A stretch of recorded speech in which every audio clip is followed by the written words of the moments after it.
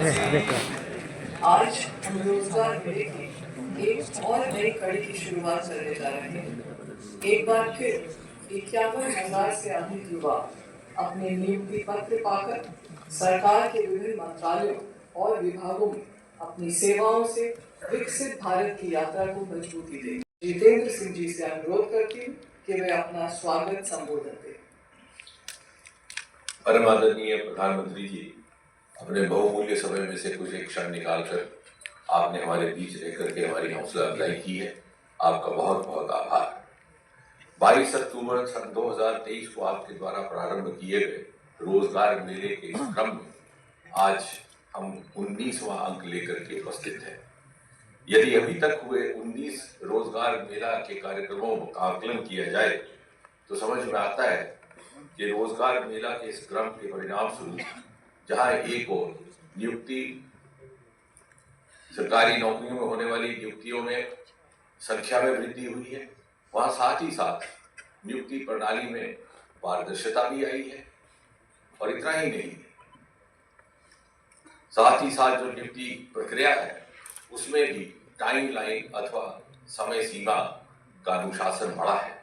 और सबसे बड़ी बात ये कि उम्मीदवारों का नियुक्ति प्रणाली में विश्वास भी बढ़ा है। साथ ही साथ ये भी देखा गया कि रोजगार मेला के माध्यम से नियुक्त होने वाले उम्मीदवारों का मेरिट भी श्रेष्ठ रहा है। ये सब इसलिए संभव हुआ कि प्रधानमंत्री जी आपके नेतृत्व में गत कुछ वर्षों में और 2024 के बाद रिक्रूटमेंट प्रोसेसेस में अनेकों रिफॉर्म्स लाए गए। आपने लाल किले से आह्वान किया था, इंटरव्यू की प्रथा समाप्त कर दी गई, भेदभाव और पक्षपात की शिकायतें जाती रही। स्टाफ सिलेक्शन कमीशन ने भी अनेकों रिफॉर्म्स लाए जिसके परिणाम स्वरूप रिक्रूटमेंट साइकिल की अवधि में या अवधि काल में औसतन 15 महीने से घटकर अब 8 महीने हो गया। अब परीक्षा हिंदी और अंग्रेजी के अतिरिक्त 13 क्षेत्रीय भाषाओं में भी हो रही है। उम्मीदवार के लिए फिजिकल डोजियर की जगह इलेक्ट्रॉनिक डोजियर उपलब्ध कराया जा रहा है और एसएससी पोर्टल पर लॉग होकर के उम्मीदवार अपने एग्जामिनेशन सेंटर का इंतखाब भी कर सकता है। परीक्षा के फौरन बाद आंसर की उपलब्ध करवाई जाती है और यदि किसी उम्मीदवार को कोई शिकायत हो या शंका हो तो वो अपनी ग्रीवेंस भी दर्ज कर सकता है। और अभी हाल ही में स्टाफ सिलेक्शन कमीशन ने एक और इनोवेटिव प्रोसेस प्रारंभ किया है और इस प्रैक्टिस का नाम है स्लाइडिंग मैकेनिज्म। अर्थात यदि कोई उम्मीदवार किसी कारणवश इम्तिहान में अपियर नहीं हो पाता तो उसकी वैकेंसी खाली ना जाए, इसलिए अगले उम्मीदवार को भी मौका दिया जा सकता है। इसी तरह यूपीएससी ने unified one time registration system integrated with Aadhaar and DigiLocker को इंट्रोड्यूस किया है। दिव्यांग उम्मीदवारों को सेंटर ऑफ चॉइस की सुविधा प्रदान की गई है। प्रोविजनल आंसर की वेबसाइट पर चढ़ा दी जाती है और अभी पिछले ही साल प्रतिभा सेतु यानी वो उम्मीदवार जो सभी परीक्षाओं में उत्तीर्ण होने के बावजूद भी आखिर में किसी कारण सफल नहीं हो पाते, उनका प्रोफाइल इस पोर्टल पर दर्ज कर दिया जाता है ताकि पोटेंशियल एम्प्लॉयर्स उनको एंगेज कर सके। नियुक्ति के बाद अपनी जिम्मेवारी हेतु अपने आप को शिक्षित प्रशिक्षित करने के लिए मिशन कर्मयोगी प्रारंभ किया गया है, जो अब एक ग्लोबल सक्सेस स्टोरी का रूप धारण कर चुका है।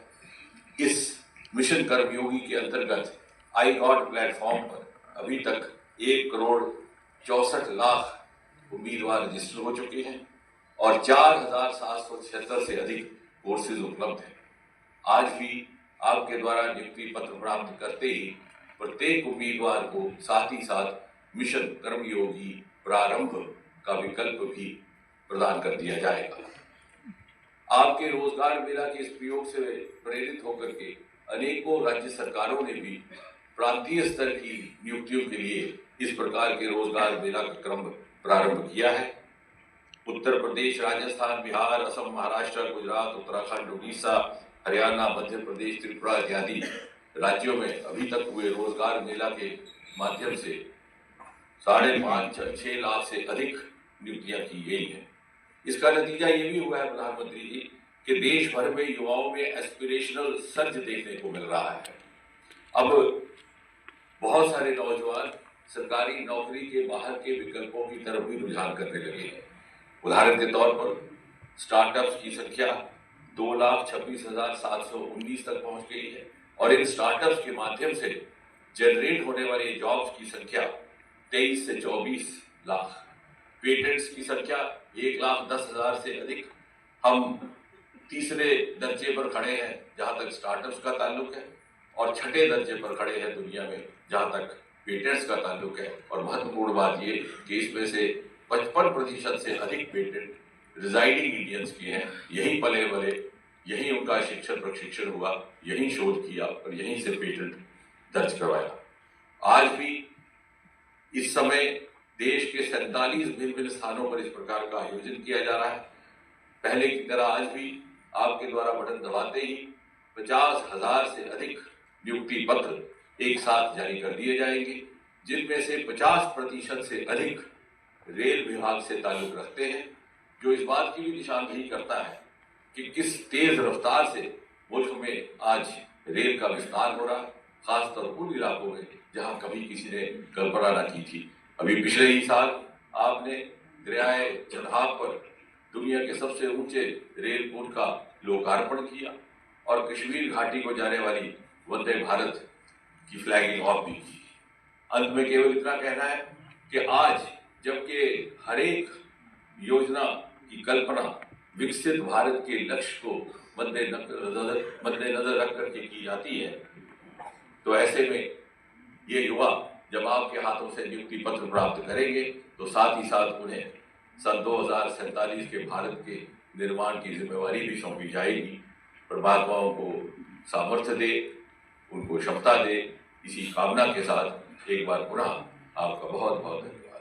मैं आदरणीय प्रधानमंत्री जी से आग्रह करती हूँ से अधिक नियुक्ति पत्रों के वितरण के इस अभियान का शुभारंभ करें।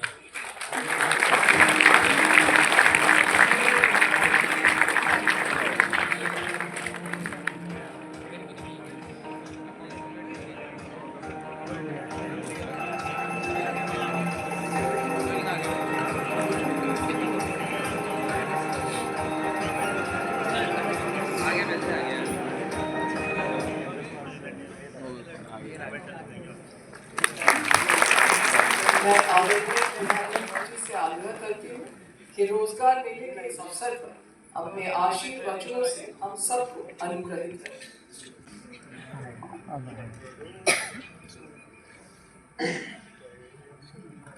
साथियों,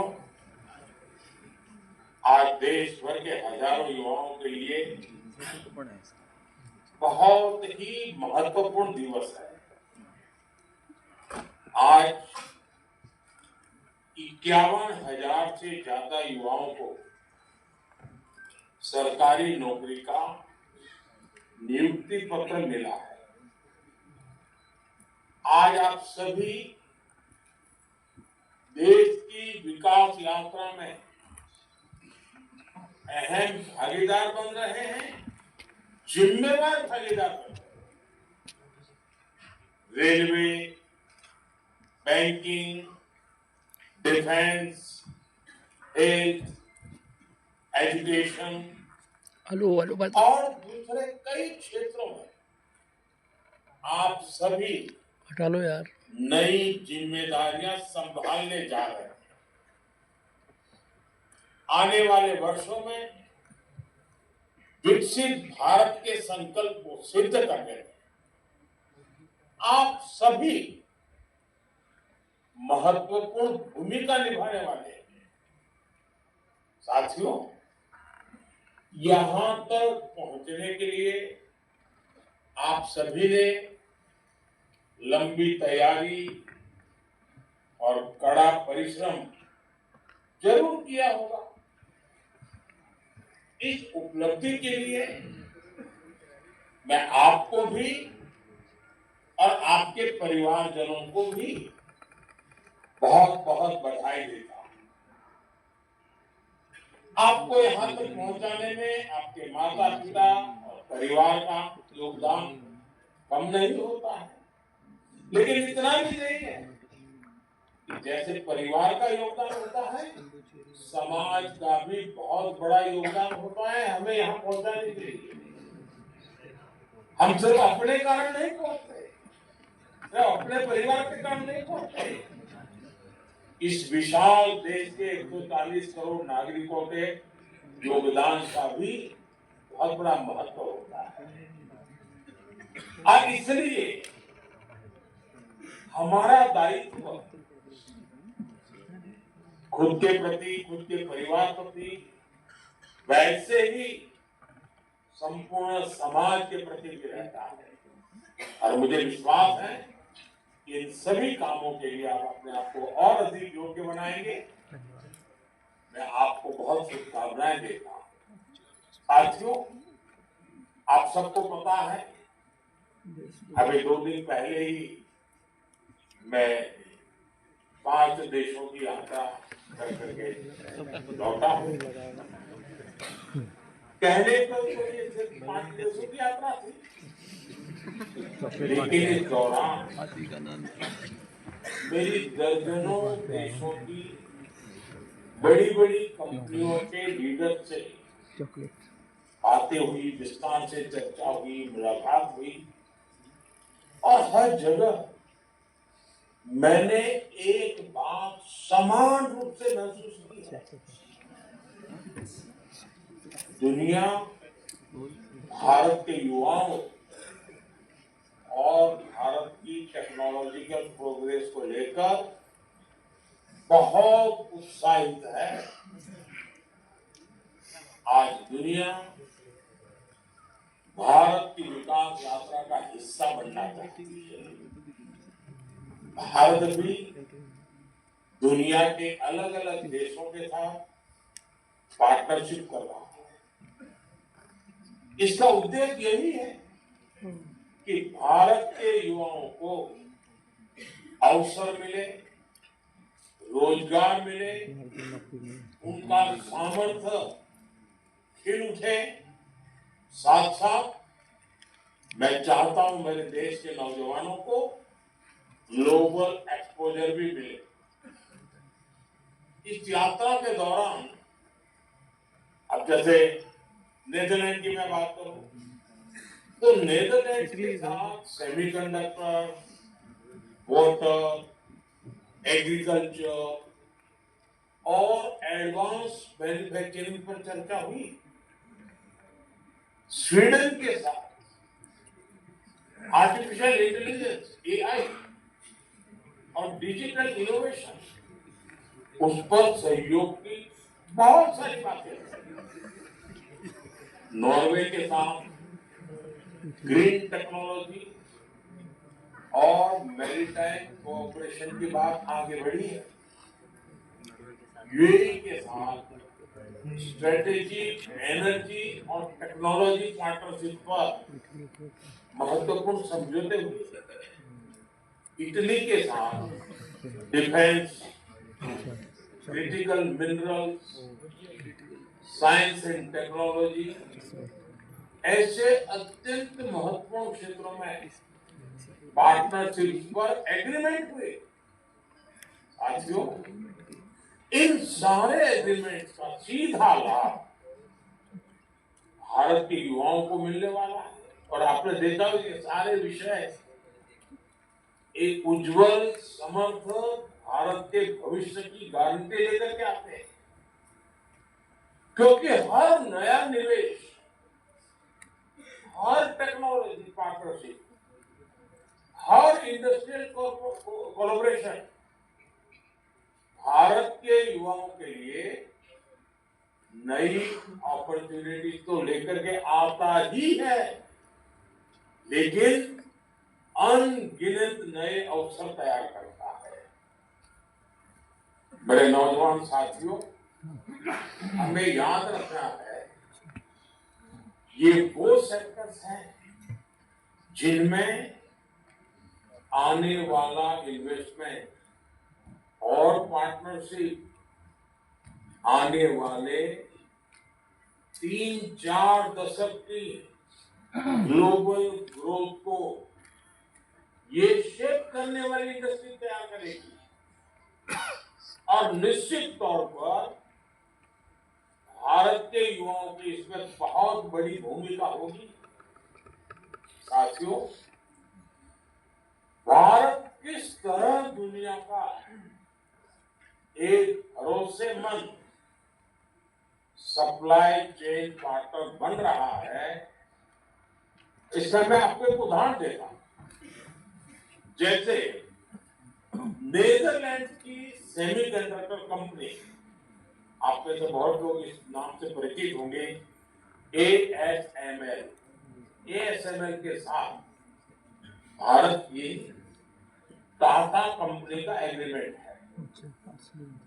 भारत दुनिया के कुछ ही देशों में से एक है जिसके साथ इस कंपनी ने समझौता किया।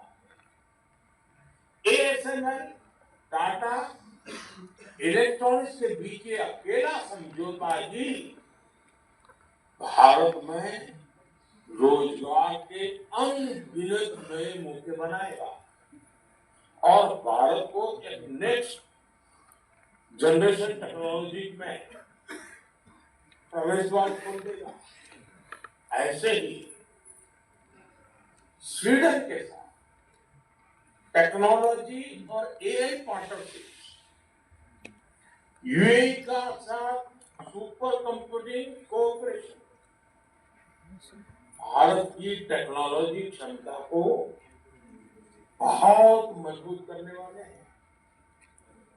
इन एग्रीमेंट से युवाओं के लिए नए अवसर तो होते ही होंगे। साथियों, आज clean energy, critical minerals, green hydrogen और सस्टेनेबल मैन्युफैक्चरिंग से जुड़े सेक्टर्स भी बहुत तेजी से ग्रो कर रहे हैं, आगे बढ़ रहे हैं। भारत आज इन तीनों दिशाओं में तेजी से आगे बढ़ रहा है और इस परिवर्तन की सबसे बड़ी ताकत आप सब मेरे नौजवान साथी हैं, भारत का युवा है। और मैं दुनिया में जहां भी जाता हूं, मैं काफी समय चर्चा में भारत की युवा शक्ति की चर्चा करता हूं। साथियों, आज हर भारतीय एक बड़े संकल्प के साथ आगे बढ़ रहा है। ये संकल्प 2047 तक विकसित भारत के निर्माण का संकल्प है। इस लक्ष्य की प्राप्ति के लिए आज देश अलग अलग सेक्टर्स में निवेश कर रहा है और इस निवेश से देश के युवाओं के लिए रोजगार के लाखों नए अवसर बन रहे हैं, जिसे आज भारत में सेमीकंडक्टर मैन्युफैक्चरिंग की पूरी सप्लाई चेन तैयार की जा रही है। आने वाले समय में भारत की 10 बड़ी सेमीकंडक्टर यूनिट्स दुनिया में अपना परचम लहराएगी। इनमें बड़ी संख्या में भारत के नौजवानों का सामर्थ्य होगा, भारत के नौजवानों की बुद्धि प्रतिभा होगी, भारत के नौजवानों का कमिटमेंट होगा। अब स्वाभाविक है, रोजगार तो है ही है।